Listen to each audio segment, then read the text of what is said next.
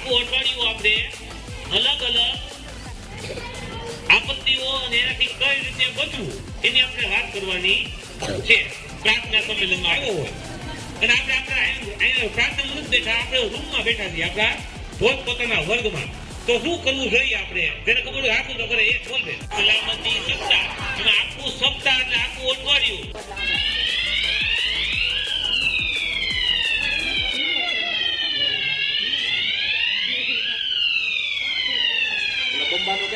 વગાડ્યો એ fire માટે નહોતું. ઉપર તમે રૂમમાં બેઠા હો અને આવું જયારે વગાડવામાં સાયરન આવે ત્યારે તાત્કાલિક તમારે બધું પડતું મૂકી અને જે દાદરો નજીક પડતો હોય ત્યાંથી તાત્કાલિક 20 મિનિટની અંદર નીચે ઉતરી જાઓ તો તમે સારી રીતે પહોંચી જાઓ ને તમે બચી શકો.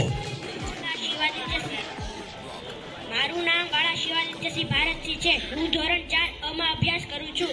આજે હું તમને વાવાઝોડું વિશે થોડુંક કહીશ. વાવાઝોડું સમુદ્ર પરથી થતું તોફાન છે જે હવાના દબાણથી દરિયા કિનારા વિસ્તારમાં પહોંચે છે. વાવાઝોડું એક કુદરતી આપત્તિ છે. વાવાઝોડું પહેલા વાવાઝોડાની આગાહી મળે તે તમે સહ્યા હો ત્યાં તરત બારી બારણા બંધ કરી દો. રેડિયાની વાવાઝોડાની આગાહી ખાસ સાંભળો. પાણીના જથ્થા ભરી રાખો. તમારી ટીચરની સૂચનાનું પાલન કરો. વાવાઝોડા સમયે વાવાઝોડામાં તમારા વસ્તુ ઊંચા માળે મૂકી દો. જ્યાં સુધી તમને કહેવામાં ન આવે ત્યાં સુધી શાળા છોડશો નહીં. ઘરના વડીલોને પૂછ્યા વિના ઘરની બહાર જાવશો નહીં. મજબૂત વસ્તુ નીચે બેસી જવું. વાવાઝોડા પછી ગરમ ઉકાળેલું ભૂજ પાણી પીવું.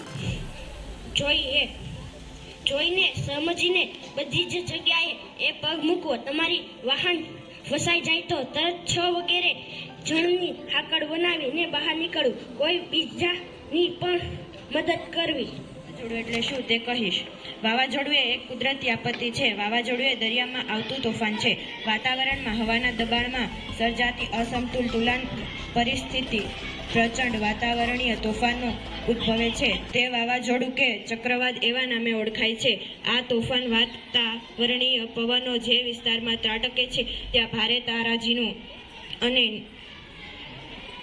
વિનાશા વેરે છે. ભારતના પૂર્વ તટ અને મલબાર તટે આ ગુજરાતના કચ્છ અને સૌરાષ્ટ્રના કિનારે તેની ભારે વિનાશક અસરો અનુભવાય છે. હું ધોરણ 7 માં અભ્યાસ કરું છું. આજે હું તમને વાવાઝોડા પહેલા, વાવાઝોડા દરમિયાન અને વાવાઝોડા બાદ વાવાઝોડા વિશે તમને થોડીક માહિતી આપીશ. વાવાઝોડા પહેલા વાવાઝોડા સંભવિત વિસ્તારમાં વિગતો ચોકસાઈથી જાણી લેવી. નંબર 2, તંત્રની સૂચના મુજબ સ્થળાંતરિત થઈ જાઓ. દરિયાની નજીક ઊંચાણવાળા ક્ષેત્રમાં હોય તો ત્યાંથી દૂર ઊંચાણવાળા વિસ્તારોમાં જતું રહેવું. ખાવાની વસ્તુઓ જેમ કે ટોર્ચ, પીવાનું પાણી, કપડાં, રેડિયો, જરૂરી દવાઓ વગેરે તૈયાર કરી લેવી. વીજળી અને ગેસના જોડાણો બંધ કરી દેવા.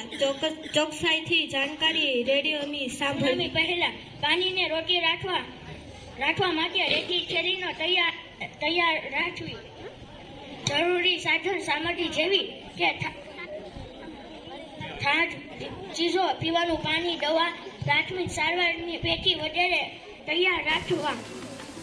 દરિયા કિનારે નાળિયેરી અને ચેરના વૃક્ષો જેવી વનસ્પતિ ઉછેરને પ્રોત્સાહન આપો.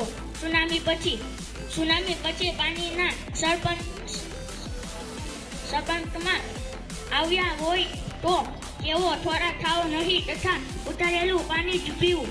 કોઈ પણ જગ્યા પર જતા પહેલા સલામત રસ્તાની જાણકારી અધિકારી પાસેથી લઈ લેવી.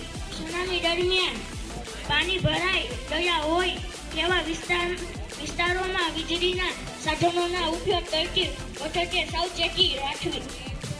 પાણી ભરાઈ રહ્યું હોય તેવા વિસ્તારમાં ચાલવા કે તરવાનું સાહસ કરવું નહીં.